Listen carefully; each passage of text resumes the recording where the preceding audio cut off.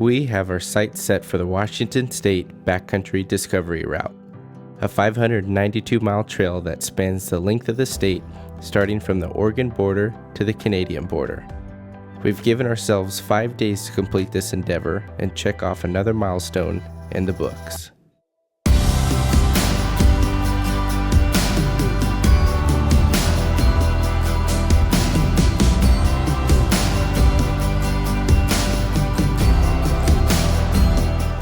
The trail brings views not seen by most, mainly due to the remote locations we are traveling. Though it's safe to say we couldn't be more excited. So I invite you to sit back, relax, and follow along as we share our journey and the road ahead.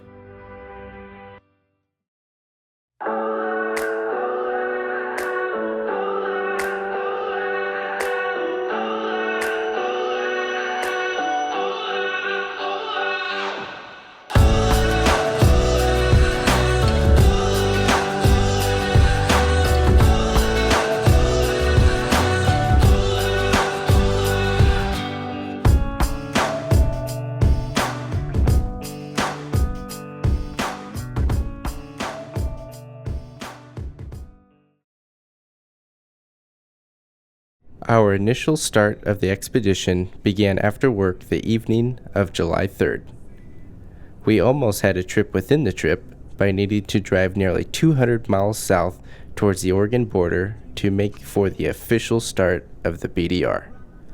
Some might think it's silly to drive that far south only to return on a different road heading north again. But hey, in the true Overlander spirit, anything worth doing is worth doing right. Thank you so much. You as well.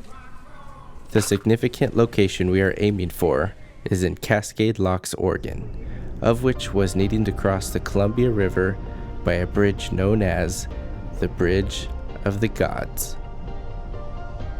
Opened in 1926, this bridge spans over 1,100 feet in length and offers impressive views of the neighboring town.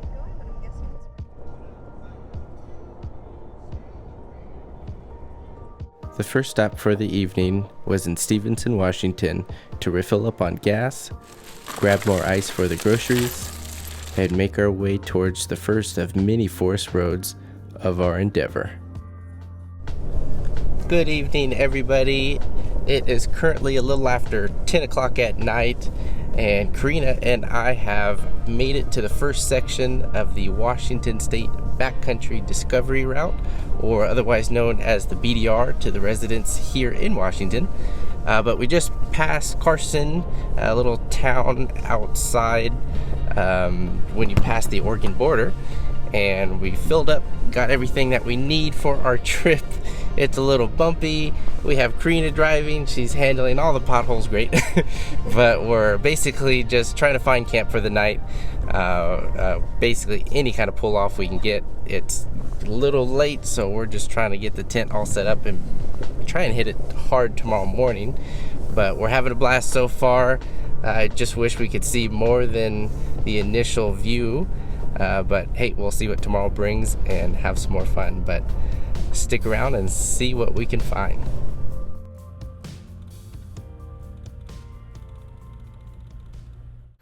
So here's our first obstacle of the night. There's a downed tree over here that you can see. And usually when we come across these on the trail, you'll want to cut them, but it looks like somebody actually went through the time to put this up on an actual stand. I have no idea how well that's going to withhold when we actually get some good wind gusts, but for the meantime it actually is holding up. So I think we'll be able to get the truck through here on the left hand side, but let's try it, because again, we're trying to find camp and we really don't want to get out the chainsaw if we don't have to. So let's see what happens.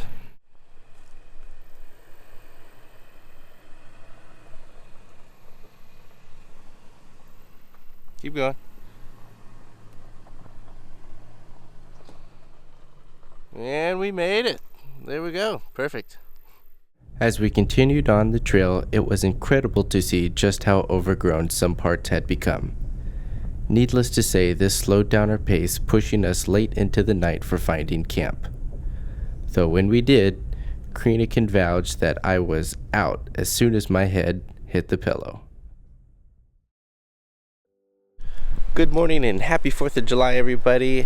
Today we are going to start making some serious miles. We pulled into camp late last night after doing a little bit of the first section.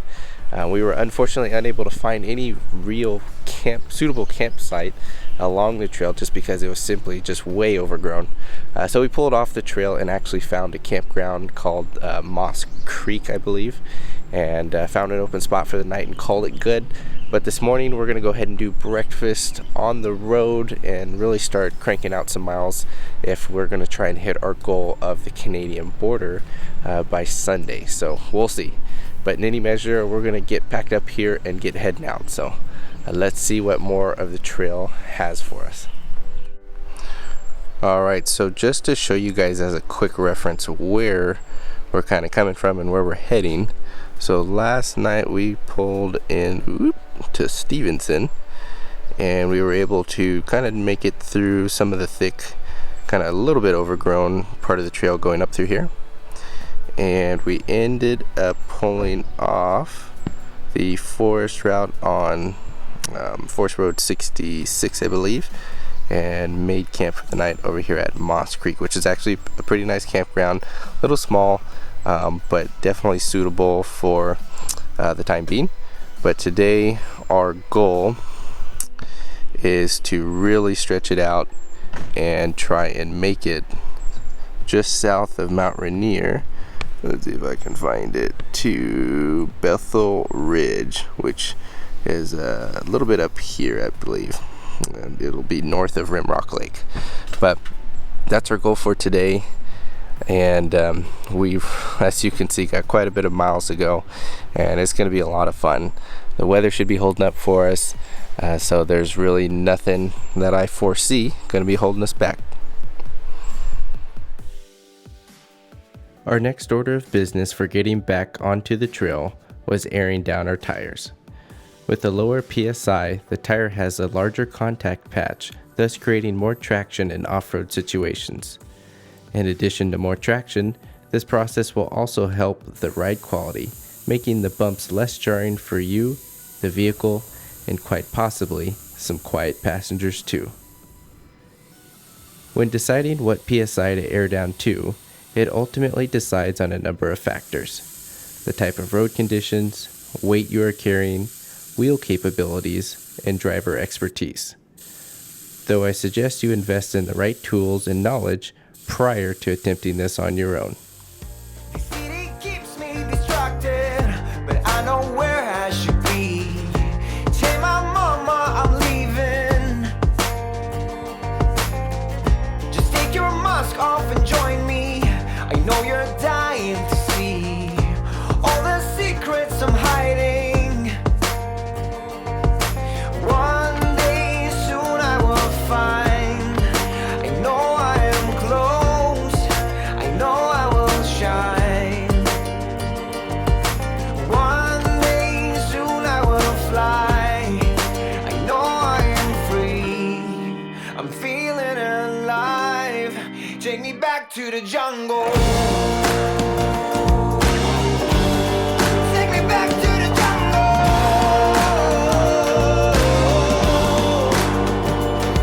Hey. Take me back to the jungle.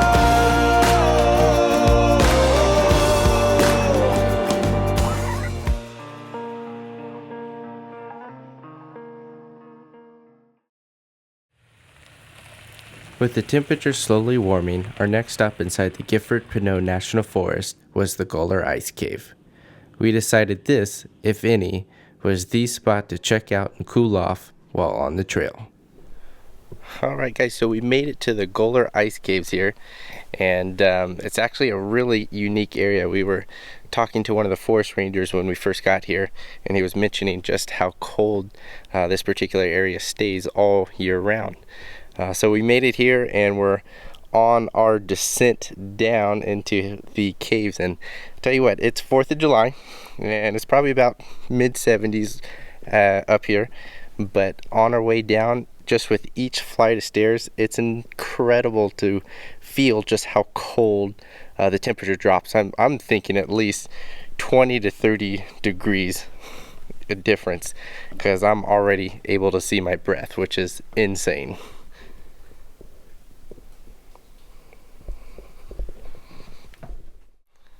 So it's crazy to see just how cold it is here.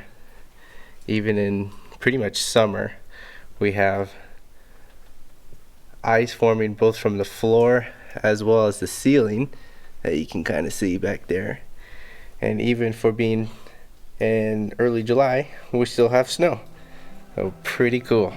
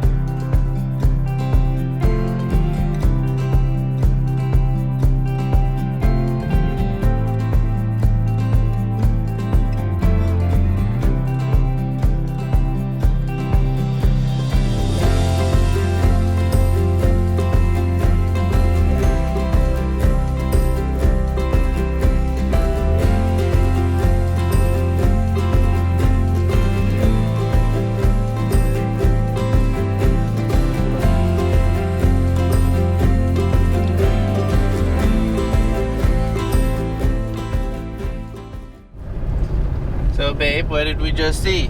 A bear.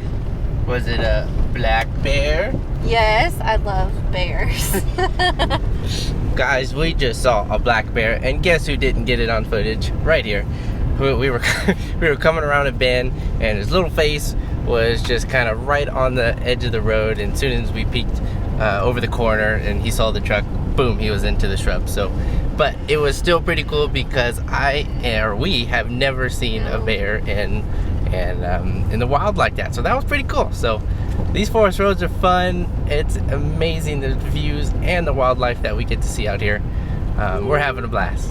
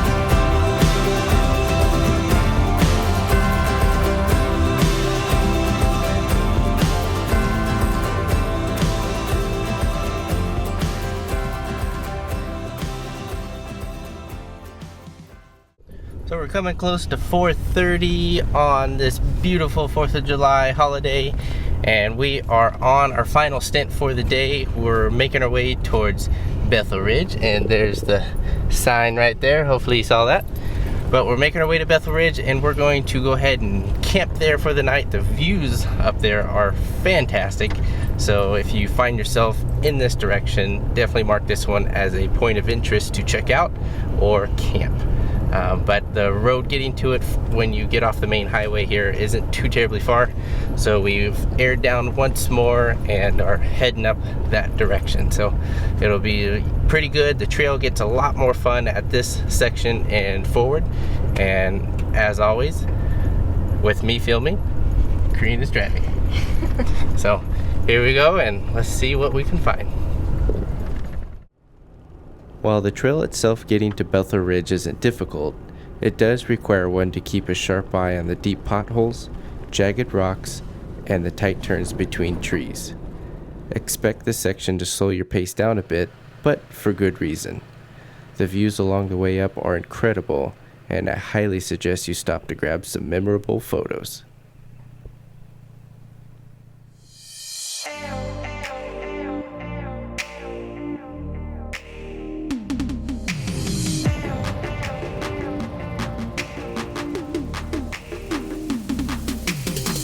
I was walking by the ocean, feeling all the motion, when she came right up next to me.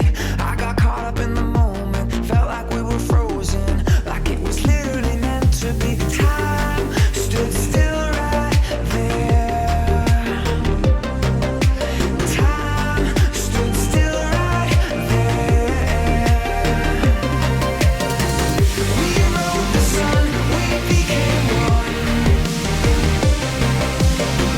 We rode the sun, we became one.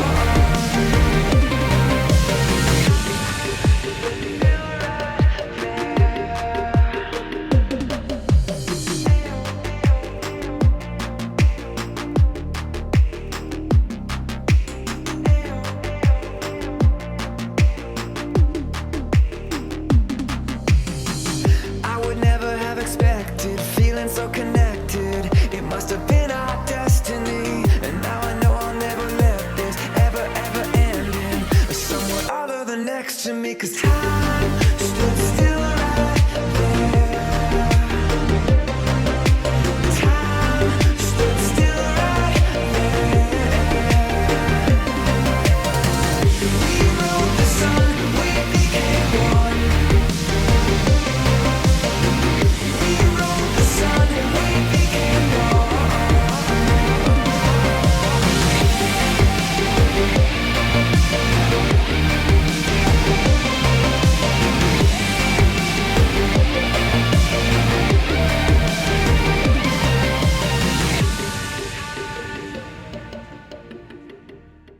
So guys, we have landed. We are here at Bethel Ridge, and so far we're the only ones here, which is pretty darn cool.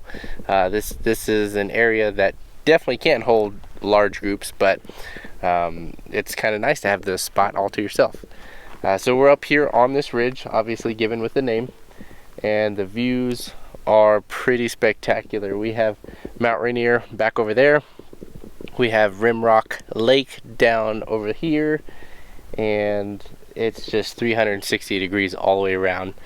And my goodness, this is pretty special for 4th of July. So hopefully we'll see, but it would be kind of cool to see if we can watch any fireworks from up here. We're not sure if maybe they're doing anything on the lake down there, or if Ellensburg way over there, if they're going to be hosting any kind of show. So we'll see, but in any measure, we're here. It's nice to get out of the truck, stretch our legs a little bit, and just kind of take in the views. This is quite a trip, and I'm so glad that we chose the extended weekend to try and attempt the whole thing. So other than that, we're gonna hang out and maybe get some dinner put together later, but this is pretty incredible.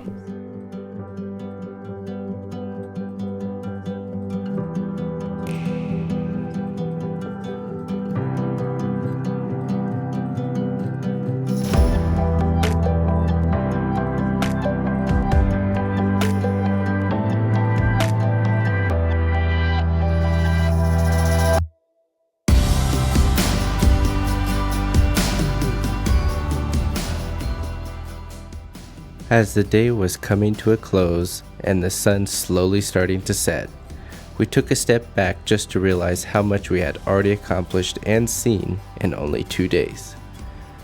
There is an incredible amount of terrain and points of interest along the BDR trail. The only issue that may hold you back is simply having enough time to view it all. With our semi-aggressive schedule, we knew the days ahead were going to be long, given the miles needed to be achieved each day. Though until morning arrived, we decided to kick back, toast our drinks, and take in the views as we celebrated 4th of July under the millions of stars above. Be sure to tune in next time as we push towards the next section of the Washington State Backcountry Discovery Route in pursuit of the Canadian border. And with that, we'll see you then.